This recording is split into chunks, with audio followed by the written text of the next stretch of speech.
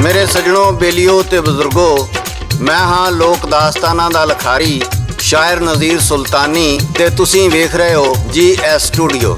मेरे सजनों GS studio पेश करदा है दास्तान डाकू गौहर बानो।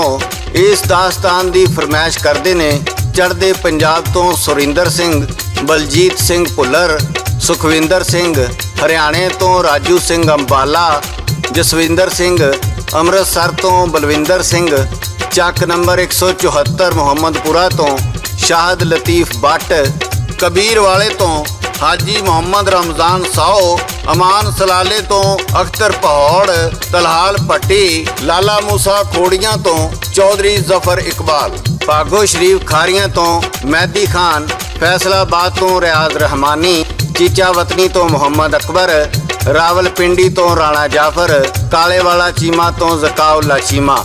ਤੇ ਮੇਰੇ ਦੋਸਤੋ ਅਸੀਂ ਆਉਂਦੇ ਹਾਂ ਹੁਣ ਆਪਣੀ ਅੱਜ ਦੀ ਦਾਸਤਾਨ ਵੱਲੇ। ਮੇਰੇ ਸੱਜਣੋ ਵਕਤ ਬੜਾ ਜ਼ਾਲਮ ਹੈ, ਕਿਸੇ ਦਾ ਲਿਹਾਜ਼ ਨਹੀਂ ਕਰਦਾ। ਇਹ ਬੇਮੁਹਾਰਾ ਘੋੜਾ ਇੰਨੀ ਤੇਜ਼ ਦੌੜਦਾ ਹੈ ਭਈ ਕਿਸੇ ਡਿੱਗਣ ਵਾਲੇ ਨੂੰ ਖਲੋ ਕੇ ਸਹਾਰਾ ਨਹੀਂ ਦਿੰਦਾ। ਇਸ ਘੋੜੇ ਤੋਂ ਡਿੱਗੇ ਲੋਕ ਕਿਤੇ ਦੂਰ ਜਾ ਪੈਂਦੇ ਨੇ, ਚਾਹੇ ਉਹ ਮਰਦ ਹੋਵੇ ਜਾਂ ਔਰਤ, ਉਹਨੂੰ ਸੰਭਲਣ ਦਾ ਮੌਕਾ ਨਹੀਂ ਮਿਲਦਾ। ਇਹ ਕਹਾਣੀ ਹੈ ਇੱਕ ਅਜਿਹੀ ਔਰਤ ਦੀ ਜਿਹਨੂੰ ਵਕਤ ਨੇ ਬਾਜ਼ਾਰਾਂ ਵਿੱਚ ਨੱਚਦੀ ਗਾਉਂਦੀ ਨੂੰ ਚੰਬਲਦਿਆਂ ਜੰਗਲਾਂ ਵਿੱਚ ਲਿਜਾ ਸੁੱਟਿਆ। ਫਿਰ ਉਹ ਗੌਹਰ ਬਾਨੋ ਤੋਂ ਡਾਕੂ ਪੁਤਲੀ ਬਾਈ ਬਣ ਗਈ। ਪੁਤਲੀ ਉਹਨੂੰ ਇਸ ਤੋਂ ਕਿਹਾ ਜਾਂਦਾ ਸੀ ਭਈ ਗੌਹਰ ਬਾਨੋ ਜਦੋਂ ਨੱਚਦੀ ਤਾਂ ਇੱਕ ਪੁਤਲੀ ਸਮਾਨ ਨਜ਼ਰ ਆਉਂਦੀ ਤੇ ਲੋਕਾਂ ਨੇ ਉਹਨੂੰ ਪੁਤਲੀ ਕਹਿਣਾ ਸ਼ੁਰੂ ਕਰ ਦਿੱਤਾ। ਗੌਹਰ ਬਾਨੋ 1926 ਨੂੰ ਇੰਡੀਆ ਦੇ ਇੱਕ ਪਿੰਡ ਵਿੱਚ ਜੰਮੀ। ਇਹਦੇ ਘਰ ਵਾਲੇ ਗਾਉਣ ਵਜਾਉਣ ਤੇ ਨੱਚਣ ਦਾ ਕੰਮ ਕਰਦੇ ਸਨ। ਇਸੇ ਪਾਰੋਂ ਬਚਪਨ ਤੋਂ ਹੀ ਇਹ ਵੀ ਨੱਚਣ ਦਾ ਕੰਮ ਕਰਨ ਲੱਗ ਪਈ ਤੇ ਗਲੀਆਂ ਬਾਜ਼ਾਰਾਂ ਵਿੱਚ ਨੱਚਦੀ ਨੱਚਦੀ ਗੌਹਰ ਬਾਨੋ ਜਵਾਨ ਹੋ ਗਈ। ਆਂਦੇ ਨੇ ਗੌਹਰ ਬਾਨੋ ਇੰਨੀ ਖੂਬਸੂਰਤ ਸੀ, ਇਹਦੇ ਹੁਸਨ ਦੇ ਚਰਚੇ ਦੂਰ ਦੂਰ ਤੱਕ ਸਨ। ਉਹ ਜਿੱਥੇ ਨੱਚਦੀ ਗਾਉਂਦੀ ਲੋਕ ਹਜ਼ਾਰਾਂ ਦੀ ਤਾਦਾਦ ਵਿੱਚ ਉਹਦਾ ਨਾਚ ਗਾਣਾ ਵੇਖਣ ਆਉਂਦੇ। ਗੌਹਰ ਬਾਨੋ ਦੇ ਚਰਚੇ ਆਗਰਾ, ਲਖਨਊ ਤੇ ਕਾਨਪੁਰ ਤੀਕਰ ਹੋਣ ਲੱਗ ਪਏ। ਜਦੋਂ ਸ਼ੋਹਰਤ ਵਧੀ ਤੇ ਗੌਹਰ ਬਾਨੋ ਆਪਣਾ ਪਿੰਡ ਛੱਡ ਕੇ ਆਗਰਾ ਆ ਕੇ ਰਹਿਣ ਲੱਗ ਪਈ। ਆਗਰੇ ਵਿੱਚ ਉਹਦੀਆਂ ਮਹਿਫਲਾਂ ਲੱਗਦੀਆਂ। ਉਹਨਾਂ ਮਹਿਫਲਾਂ ਦਾ ਹਾਲ ਤੁਹਾਨੂੰ ਗਾ ਕੇ ਸੁਣਾ ਰਹੇ ਨੇ ਸਾਦਕ ਪੱਟੀ ਬਾਗਮੋੜ ਵਾਲੇ। ਰਿਕਾਰਡ ਕਰਦੇ ਨੇ ਲਾਲਾ ਜੀ ਤੇ ਲਿਖਦੇ ਨੇ ਸ਼ਾਇਰ ਨਜ਼ੀਰ ਸੁਲਤਾਨੀ। ਨੱਚਦੀ ਗੌਰ ਪੁਤਲੀ ਵਾਂਗੂ ਪੁਤਲੀ ਨਾਮ ਤਰਾਇਆ, ਤੁਮਾਂ ਪਈਆਂ ਚਾਰ ਸ਼ਫੇਰੇ ਐਸਾ ਵੇਲਾ ਆਇਆ। ਵੱਡੇ ਵੱਡੇ ਸਾਹੂਕਾਰ ਜੀ ਹੋ ਗਏ ਉਹਦੇ ਸ਼ਹਿਦਾ, ਉਹ ਨਾ ਆਵੇ ਹੱਥ ਕਿਸੇ ਦੇ ਪੈਸੇ ਦਾ ਕੀ ਫਾਇਦਾ। ਨੌਬਤ ਆਈ ਫਾਇਰਿੰਗ ਤਿੱਕਰ ਆਗਰਾ ਉਸਨੇ ਛੱਡਿਆ, ਤੁਰ ਪਈ ਆਪਣੇ ਪਿੰਡ ਦੇ ਵੱਲੇ ਟਾਂਗਾ ਘੋੜਾ ਕੱਢਿਆ। ਪਿੰਡ ਵੀ ਆ ਕੇ ਪੁਤਲੀ ਦੇ ਜੀ ਆਸ਼ਕ ਜੀ ਨਾ ਦਿੰਦੇ, ਪੁਤਲੀ ਉੱਤੇ ਨਜ਼ਰਾਂ ਰੱਖਣ ਬਦਕਾਰਾਂ ਵਾਂਗੂ ਵੇਂਦੇ। ਸ਼ੋਹਰਤ ਨਾਲੇ ਨਾ ਪੁਤਲੀ ਦਾ,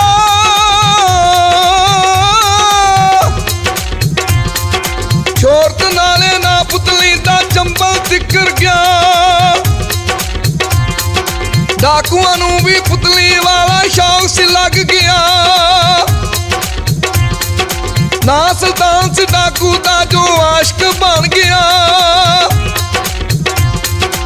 ਉਹਦੇ ਸੋਹਣੇ ਮੁਖੜੇ ਅੱਗੇ ਆ ਕੇ ਝਣ ਗਿਆ। ਆ ਕੇ ਪੁਤਲੀ ਨੂੰ ਮੈਂ ਤੇਰੇ ਉੱਤੇ ਮਰ ਗਿਆ। ਫਿਰ ਕੀ ਦੱਸੇ ਸਾਦਕ ਭੱਟੀ ਉਹ ਕੀ ਕਰ ਗਿਆ। ਪੁਤਲੀ ਦੇ ਉਹ ਭਾਈ ਦੇ ਉੱਤੇ ਗਾਂਸੀ ਦਾਨ ਖਲੋਤਾ, ਵੇਖ ਸਕੀ ਨਾ ਪੁਤਲੀ ਭਾਈ ਉਹਦੇ ਸਾਹਮਣੇ ਰੋਤਾ। ਆਖਿਰ ਮੰਨ ਗਈ ਪੁਤਲੀ ਭਾਈ ਲੈ ਗਿਆ ਸੁਲਤਾਨ। ਜਾਣਕਾਰੀ ਕੀਤਾ ਉਹਨੇ ਬੰਦਾ ਸੀ ਇਨਸਾਨ।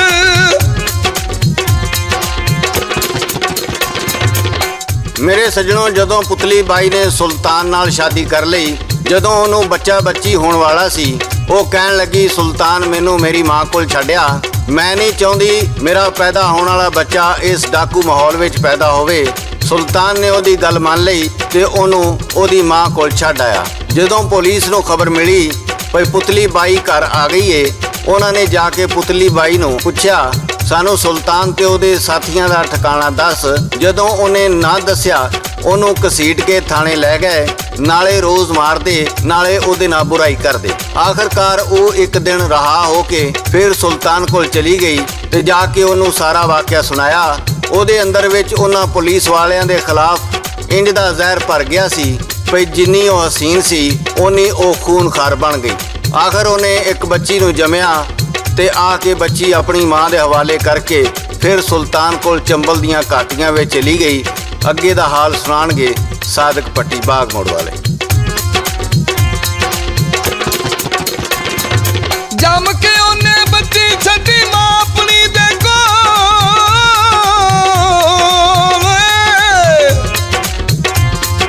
ਜੰਮ ਕੇ ਉਹਨੇ ਬੱਚੀ ਛੱਡੀ ਮਾਂ ਆਪਣੀ ਦੇ ਕੋਲ, ਪੂਰੇ ਕਰਨੋਂ ਟੁਰ ਪਈ ਕੀਤੇ ਪੁਲਿਸ ਦੇ ਨਾਲ ਬੋਲ, ਘੋੜ ਸਵਾਰੀ ਸਿੱਖੀ ਨਾਲੇ ਸਿੱਖੀ ਗਨ ਚਲਾਣੀ, ਕਿਸਮਤ ਉਹਦੇ ਚੂੜੇ ਲਾ ਕੇ ਗਨ ਸੀ ਹੱਥ ਫੜਾਣੀ, ਹੋ ਕੇ ਵੈਸ਼ੀ ਪੁਤਲੀ ਬਾਈ ਮਾਰਨ ਲੱਗੀ ਡਾਕੇ, ਪੁਲਸਾਂ ਵਾਲੇ ਉਹਦੇ ਲਈ ਹੁਣ ਛੋਟੇ ਮੋਟੇ ਕਾਕੇ, ਚੁਣ ਚੁਣ ਕੇ ਠਾਕਰ ਮਾਰੇ ਨਾਲੇ ਲੁੱਟਿਆ ਸੋਨਾ, ਉਹਨੇ ਜ਼ਾਲਮਾਂ ਦੇ ਜੀ ਵੇਖੋ ਘਰ ਘਰ ਪਾਇਆ ਰੋਣਾ, ਇਸ ਬਾਜੀ ਹਰ ਪਾਸੇ ਪੁਤਲੀ ਪੁਤਲੀ ਹੋਈ, ਫਿਰ ਨਾ ਪੁਤਲੀ ਅੱਗੇ ਅੜਿਆ ਕੇ ਸੂਰਮਾ ਕੋਈ, ਦਹਿਸ਼ਤ ਆਏ ਆਲਮ ਹੋਇਆ ਗੱਲ ਨਹਿਰੂ ਤੱਕ ਆਈ, ਉਹਨੇ ਆਖਿਆ ਜਾ ਕੇ ਲਾ ਲੋ ਜੰਗਲਾਂ ਦੇ ਵਿੱਚ ਭਾਈ, ਕਈ ਉਹਨਾਂ ਡਾਕੂ ਮਾਰੇ ਮਰ ਗਿਆ ਸੁਲਤਾਨ, ਯਾਰੋ ਉਹ ਵੀ ਹੋਇਆ ਜਿਹੜਾ ਪੁਤਲੀ ਤੇ ਬੇਈਮਾਨ, ਕੱਲੀ ਨਾ ਰਹਿ ਗਈ ਜਿਸਮ ਕਰ ਗਿਆ ਚਤਰਾਈ, ਜ਼ੋਰਾ ਜ਼ੋਰੀ ਪੁਤਲੀ ਉਹਨੇ ਯਾਰ ਖੇਲ ਬਣਾਈ,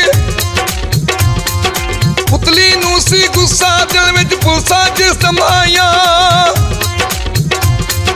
ਪੁਤਲੀ ਉਹਨਾਂ ਡਾਕੂਆਂ ਉੱਤੇ ਗੋਲੀਆਂ ਯਾਰ ਚਲਾਈਆਂ,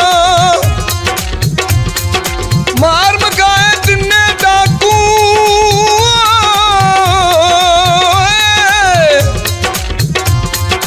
ਮਾਰ ਮਕਾਏ ਤਿੰਨੇ ਡਾਕੂ ਜੋਸ਼ਤਾਨ ਦੇ ਚੇਲੇ, ਡਾਕੂਆਂ ਨੂੰ ਪੁਤਲੀ ਬਾਈ ਦਾ ਖੌਫ ਹੋਇਆ ਉਸ ਵੇਲੇ, ਪੁਤਲੀ ਨੂੰ ਸਰਦਾਰ ਬਣਾਇਆ ਡਾਕੂ ਜੁੜ ਗਏ ਸਾਰੇ, ਪੁਲਸਾਂ ਪਿੱਛੇ ਲੱਗੀਆਂ ਭਾਵੇਂ ਡਾਕੂ ਹੋ ਗਏ ਭਾਰੇ, ਕਦੋਂ ਤੱਕ ਇਹ ਜ਼ੁਲਮ ਹਨੇਰੀ ਯਾਰੋ ਚੱਲਦੀ ਰਹਿੰਦੀ, ਉੜਦੀ ਜਦੋਂ ਧੂੜ ਸਮਾਨੀ ਆਖਰ ਥੱਲੇ ਪੈਂਦੀ,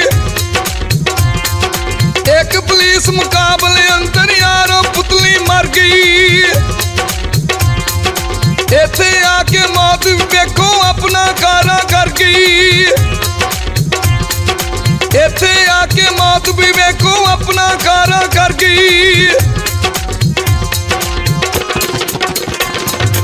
ਮੇਰੇ ਸਜਣੋ ਬੇਲੀਓ ਤੇ ਬਜ਼ੁਰਗੋ, ਇੰਜ ਇੱਕ ਨੱਚਣ ਗਾਉਣ ਵਾਲੀ ਮਲੂਕ ਕੁੜੀ ਡਾਕੂ ਬਣੀ, ਕੋਈ ਕਿੱਡਾ ਵੀ ਬਹਾਦਰ ਹੋ ਜਾਵੇ ਮੌਤ ਆ ਕੇ ਉਹਨੂੰ ਘੇਰਾ ਪਾ ਹੀ ਲੈਂਦੀ ਏ। ਮੇਰੇ ਸਜਣੋ ਜ਼ਿੰਦਗੀ 4 ਦਿਨ ਦੀ ਏ, ਕਿਸੇ ਨੂੰ ਇੰਨਾ ਮਜਬੂਰ ਨਾ ਕਰੋ ਉਹ ਆਪਣੀ ਹੱਸਦੀ ਵਸਦੀ ਜ਼ਿੰਦਗੀ ਛੱਡ ਕੇ ਅਜਿਹੀ ਰਾਹ ਤੇ ਟੁਰ ਪਵੇ ਜਿਹੜੀ ਜ਼ੁਲਮ ਜ਼ਿਆਦਤੀ ਤੇ ਮੌਤ ਵੱਲ ਜਾਂਦੀ ਹੋਵੇ। ਮਰਨਾ ਤੇ ਬਰਹੱਕ ਕੇ ਇਹਦੇ ਕੋਲੋਂ ਕੋਈ ਨਾ ਬਚ ਸਕਿਆ ਹੈ ਤੇ ਨਾ ਕੋਈ ਬਚ ਸਕੇਗਾ, ਪਰ ਮੌਤ ਵੀ ਕਿਸੇ ਚੰਗੀ ਰਾਹ ਤੇ ਆਵੇ ਤੇ ਫੇਰ ਹੀ ਗੱਲ ਏ। ਮੇਰੇ ਸੱਜਣੋ, ਇਹ ਸੀ ਸਾਡੀ ਅੱਜ ਦੀ ਦਾਸਤਾਨ। ਤੁਹਾਨੂੰ ਕਿਵੇਂ ਦੀ ਲੱਗੀ ਆਪਣੇ ਕਮੈਂਟਸ ਵਿੱਚ ਜ਼ਰੂਰ ਦੱਸਣਾ। ਨਾਲੇ ਸਾਡੇ ਚੈਨਲ ਨੂੰ ਸਬਸਕ੍ਰਾਈਬ ਕਰਨਾ, ਲਾਈਕ ਕਰਨਾ ਤੇ ਸ਼ੇਅਰ ਕਰਨਾ, ਚੰਗੇ ਚੰਗੇ ਕਮੈਂਟਸ ਕਰਨਾ। ਮੇਰੇ ਦੋਸਤੋ, ਅਗਰ ਤੁਸੀਂ ਵੀ ਕਿਸੇ ਦਾਸਤਾਨ ਦੇ ਬਾਰੇ, ਕਿੱਸਾ ਕਹਾਣੀ ਦੇ ਬਾਰੇ ਜਾਂ ਕਿਸੇ ਸੂਰਮੇ ਇਸ਼ਕੀਆ ਦਾਸਤਾਨ ਦੇ ਬਾਰੇ ਜਾਣਦੇ ਹੋ ਤੇ ਸਾਡੇ WhatsApp ਨੰਬਰ ਤੇ ਬੋਲ ਕੇ ਸੈਂਡ ਕਰੋ। ਅਸੀਂ ਤੁਹਾਡੇ ਨਾਲ ਉਹ ਦਾਸਤਾਨ ਪੇਸ਼ ਕਰਾਂਗੇ। ਇਹਦੇ ਨਾਲ ਹੀ GS ਸਟੂਡੀਓ ਵੱਲੋਂ ਸ਼ਾਇਰ ਨਜ਼ੀਰ ਸੁਲਤਾਨੀ, ਰਿਕਾਰਡਿਸਟ ਲਾਲਾ ਜੀ ਤੇ ਲੋਕ ਦਾਸਤਾਨਾਂ ਦੇ ਬਾਦਸ਼ਾਹ ਸਾਦਕ ਭੱਟੀ ਬਾਗ ਮੋੜ ਵਾਲੇ ਨੂੰ ਇਜਾਜ਼ਤ ਦਿਓ। ਅਸੀਂ ਫੇਰ ਕਿਸੇ ਨਵੀਂ ਦਾਸਤਾਨ ਨਾਲ ਦੁਬਾਰਾ ਹਾਜ਼ਰ ਹੋਵਾਂਗੇ। ਉਦੋਂ ਤੱਕ ਅੱਲਾ ਬਿਲ, ਅੱਲਾ ਬਿਲ, ਅੱਲਾ ਬਿਲ।